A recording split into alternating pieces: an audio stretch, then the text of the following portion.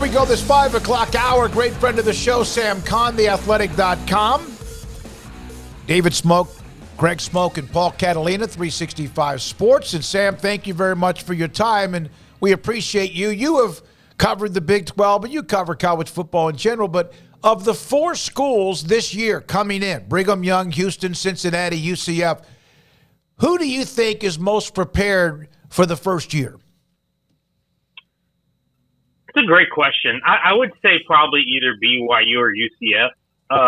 BYU for a couple of reasons. That one, they've got a really stable coaching situation. Kalani Sitake's been there for a while, and they're probably the team that has played something close to a Power 5 schedule, or closer to a Power 5 schedule than those other schools have, because they're an independent and they've been able to schedule other Power 5 teams. And it always hasn't been that way, and certainly the last year or so has brought some challenges with that. But I think they recruit nationally, so that helps a little bit to a degree too. So I think they're really well positioned. I think UCF is, because just from a talent standpoint, I think their roster seems to be in really good shape. I think Gus Malzahn, his background in the SEC, being successful at an SEC program, I think he knows what it looks like, and considering where they are, obviously right in the middle of Florida, that's a great place to be and a great foundation to start with. The UCF fan base seems to be pretty good. They seem to have a good home field advantage.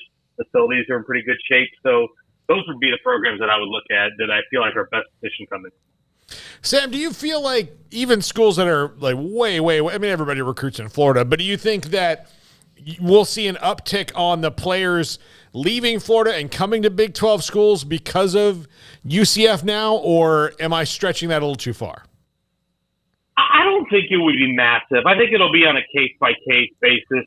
Certainly within the state, it's going to help UCF against some of the other schools that they recruit against. But everybody recruits Florida.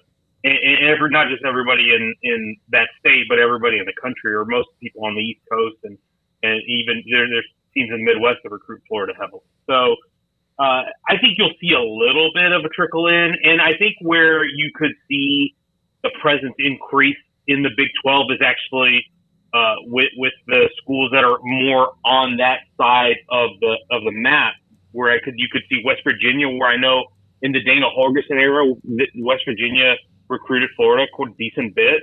So I think, because it's an East Coast school, maybe you could see them dip in there. I don't know where Neil Brown sits and what his strategy is in that regard. And then Cincinnati, I think Luke Fickell, when he was there, I think they used that state when they could. So I wonder if you could see those schools dip into it a little bit. And certainly, Daniel Holgerson, I know has had some, times when he's gone out that way as well. So I think you could see on a case-by-case basis, but I wouldn't expect to see a massive influx of Florida talent into the conference. Sam, you have covered A&M quite a bit. I mean, you covered the whole state, don't get me wrong, but I know you saw Jimbo Fishers' comments about TCU the other day, and I know there's context and there's things that are missing sometimes on Twitter, but how did you take those, and what were your thoughts on what he had to say about the Frogs? Yeah, I wasn't there that night. I was at a stop in Houston when he came to Houston, so I wasn't at the Fort Worth one when he made the TCU comments, and I think Carter Carls, the reporter who tweeted him out, mentioned that they were kind of made in jest, which Jimbo likes to try to crack his jokes when he can. I mean, there's some truth to it, I think, in the fact that, TCU ran up against a really, really good SEC team, and that's where everything came to a grinding halt. And I don't think anybody would deny that if TCU had the same roster in the same situation and was in the SEC, so they probably wouldn't have gone 12-0. I don't think that's a wild take to put out there. Right. At the same time, I do get annoyed when coaches who are not at Alabama, not at Georgia, start to crow about the power of the conference when they really haven't done much to lift the power of the conference. Texas A&M has had a couple good seasons since they've been in the league. They had the 11-2 year the very first year. They had the 9-1 season in 2020. Jimbo's third year there, came close to making the playoff that year. But it's not like A&M is this big power. And so I do find it amusing when schools at other SEC schools in the middle of the pack kind of crow about the strength of the conference. And I think there's some truth to that from a talent standpoint, but let's not act like everybody in the SEC would have beaten TCU 65-7. That's just ridiculous.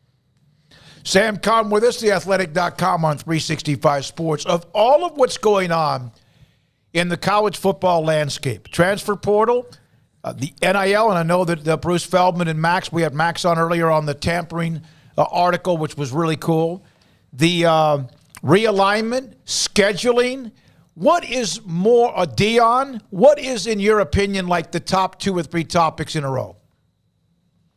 Right now, I think it's portal and it's NIL still, I think. And Dion is obviously gathering a lot of attention, but I think that once they hit the field, we're going to talk about what's on the field in Colorado, not necessarily what Dion's doing with the roster. A realignment, I think, always is kind of a slow hum there until it starts getting kicked up again. And once that happens, obviously it comes to the forefront. But right now, it seems to be fairly quiet on that front, at least while we all wait to see what the Pac-12 does with the TV deal. But the portal and NIL are what are evergreen at this point. I think are going to remain evergreen moving forward. The tampering part of it, which I think Bruce and Max did a really good job of illustrating what the issues are there and how challenging it is to address them at this point. It's a real deal, and it's hard to deal with. At the same time, I don't know what there is to be done about it if coaches are not going to call each other out for it. So that combination of one-time transfer rule with immediate eligibility and NIL has kind of created a real volatile roster situation for just about everybody in the sport. And it's not going to change. And the thing that I think that kind of goes overlooked when I mention all those things is the calendar. And when I say, I mean the recruiting calendar. And we see these staffs growing to large sizes because you have to have somebody scouting all the other rosters in college football for the portal purposes. You have to have people scouting multiple classes at a time to recruit high school teams. This is really, I think, and you see some coaches who have left and gone to the NFL, or some who are getting out. I've talked to a lot of personnel staffers who are getting out completely. And it's not to cry a river for the coaches, but it is to say that we talk about trying to establish work-life balance, and I don't think there is one right now in college football, especially if it's one thing to say that for the head coaches who make 7 or 8 figures a year, but it's another thing for the staffers who are on the low end of the totem pole, who are doing a lot of this legwork, who are making only, 5 figures a year, and who are making, make no more than the average Joe. So that is one thing that I would hope at some point we can get under control is how much the recruiting has to happen 24/7, 365 at the high school level, at the college level, portal, the whole thing. It is kind of fascinating to see how this is all unraveled in the last years. Kind of in line with that, what were your thoughts? I know it's been a couple of weeks, but we were just talking Houston a little while ago. What were your thoughts when you saw that Ultimate Casket was hitting the portal? I was surprised, and not to say that it's a shocker because you really can't bet on anything at this point, but there was just no indication coming from anybody at Houston heading into that into the spring portal window that Ultimate Casket was going to go anywhere. He seemed to be happy, at least from everybody that I talked to over there, and they've worked really hard to try to keep him around because they knew after his first season at Houston, when he had his bang-up true freshman season, that there was going to be some schools that wanted him to come. And so they try to work hard to prevent that from happening. And they almost made it until the end of that portal window, and then obviously it happened. So he'll end up in a Power 5 program, and he'll do really well. And it is a major blow for Houston because I think they really missed him in a big way on the field last year when he was injured and had that knee injury in the spring. Houston was a good team, not a great team, but I think had he been healthy, they probably win a couple more games. He is just a dynamic back, and he's the caliber of back and caliber of player that they need to succeed in the Big 12. And losing him is a massive blow for him. Zachary Franklin at UTSA, kind of same thing for them? Yeah, no doubt. The thing that makes that a little easier to endure is that they still have Frank Harris, they still have J.T. Clark, they still have Joshua Cephas, they still have Oscar Cardenas. They have a lot of other options. Now, Zachary is the most productive receiver they had, and that's not to say Zachary Franklin. There's a million Zachary Franklins out there because there's not. But they can sustain that a little bit more than I think Houston could, just because I think that the division or the gap between McCaskill and everybody else on that running back depth chart is not It's a lot bigger than it is between Franklin and those other receivers. And the fact that you still have Frank Harris is huge because he really is, in my opinion, the heart and soul of that team. But it is a huge loss. And when you're going to the American, as UTSA is, the competition steps up a little bit. They've got some tough challenges. Ja'Kari Franklin can help you if you think you have a chance of beating Tennessee in September. That's not an easy task, and that's not anything that I think anybody's counting on at this point.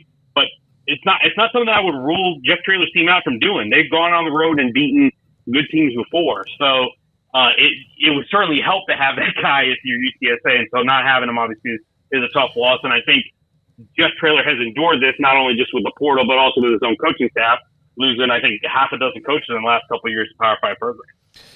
All right, Sam, so the big 14, the 14 teams, including the incoming 4, not going to go over every one of those programs. We don't have time, and you don't want to hear them anyway. But how many, just off the top of your head, do you feel like are going to go up from where they were last year? Because we covered Baylor. Yeah, we covered the entire conference. And I don't think anybody on this set, Paul, Craig, me, or anyone else, we have no idea what to expect from about who they will be this season. Yeah, it's really going to be fascinating because it was already competitive from top to bottom, and now you're adding 4 more teams, and you've got 2 that are on the way out, and it's just really hard to say. I would say I think Texas is going to take a step up. The way that Sarkisian has built that roster suggests to me that they're going to be pretty good and be better than 8-4. Texas Tech seems to me like a team that's rising up. I think Joey's done a good job so far with the recruiting there. They've got a lot of returning production. They've got 2 quarterbacks back. They've got virtually the entire staff intact. I think they look in good shape. I would expect, and I don't know their situation as closely, but you would have to think Oklahoma is going to be better than they were last year. You would think. You would have to think Baylor would be better than they were last year. But those are 2 teams that I think we're going to be watching very closely to see how that goes for those programs. Iowa State lost 6 games by single digits last year and had the best scoring defense in the conference. You got to tell me they're going to be better than 1-8 in the league that they were last year. And especially with Hunter Deckers going to year 2, does J.J. Cole supplant Hunter Deckers at some point? Or is Hunter Deckers the guy? You would think TCU's probably come back down to earth. So the one team that I would say that I feel most confident about, though, out of all of these teams, and they really can't raise their level because they already won it, but it's K-State. Even though K-State lost Deuce Vaughn, even though K-State lost Felix Anudike-Uzomah, they have a ton back. They got that entire offensive line back. They got Will Howard back. They've got a handful of starters back on defense. I really do like where that program is going. They've got a lot of stability on that coaching staff. A lot of those guys have been there 2, 3, 4 years. Chris Kleiman's doing a really good job there. And if I were filling out my poll, preseason Big 12 poll right now, I think Texas and Kansas State would be the top 2 teams on it. I think that's kind of what we've discussed because TCU had everything go right. Not that they can't still be really good. I think that's kind of what we've discussed that on this show. Have a great weekend, Sam. We appreciate you jumping on with us today. No problem. Thanks for having me. Sam Kahn, theathletic.com, with us on 365 Sports. So we've been and we've heard from